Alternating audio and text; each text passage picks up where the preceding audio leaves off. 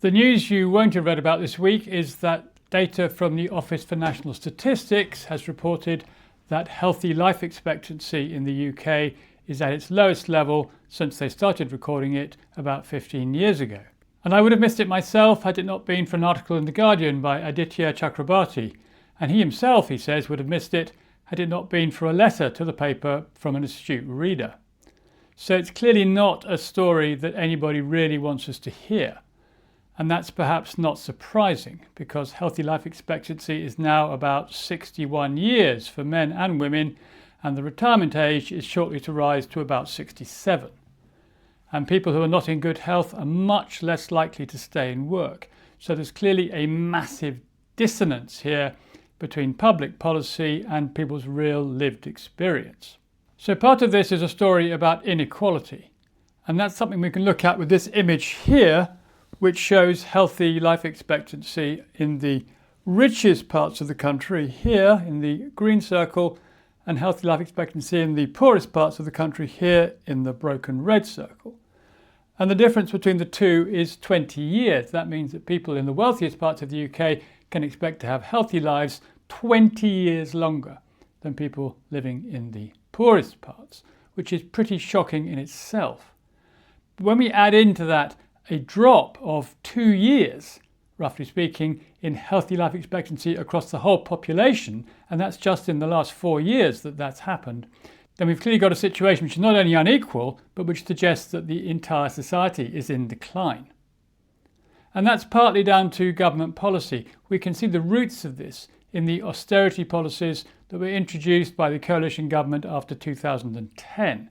Great reduction in the financing for public services and welfare and that sort of thing, which is fed directly into this picture of declining health. But that's not the whole story, because subsequent governments since then have done nothing to change the direction of policy, and even the current Labour government is completely wedded to the neoliberal principles on which those austerity policies were based. Cuts to public services and welfare may be directly responsible for the issue, but since 2010 the wealth of households, the total wealth of households in money terms, has increased by about 60%. So clearly there isn't a great shortage of money in the system. The issue is much more about government policy. It's about the direction of policy.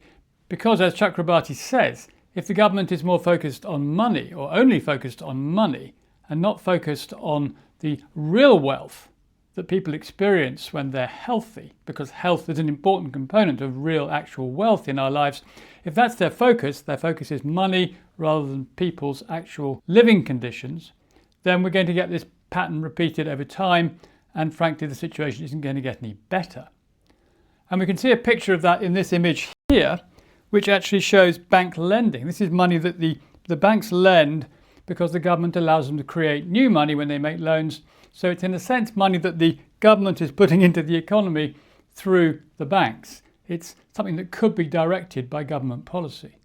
And what we're seeing is a vast amount of money going into the property market, which is pushing up house prices, and a similarly large, or almost as large amount of money going to people who are speculating in the financial markets with a view to making capital gains, and very little money going into the real economy, the economy of making and doing useful things, and even less going into personal loans.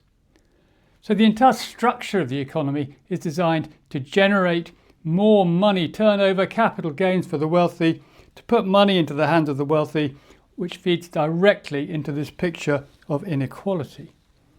And it's important to say that fixing this problem is not about making these people less healthy. That would be absurd. If we focused on making these people healthier, then these people will benefit too. So it's not a zero-sum game. It's not as if we can simply transfer resources from one person to another.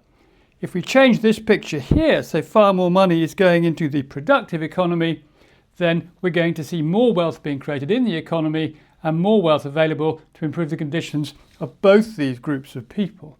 But for so long as the government thinks that a booming stock market and soaring house prices and more money accumulating in capital gains in the hands of the already rich, that those are signs of a successful economy, so long as that's the metric of the economy, then this situation is just going to get worse.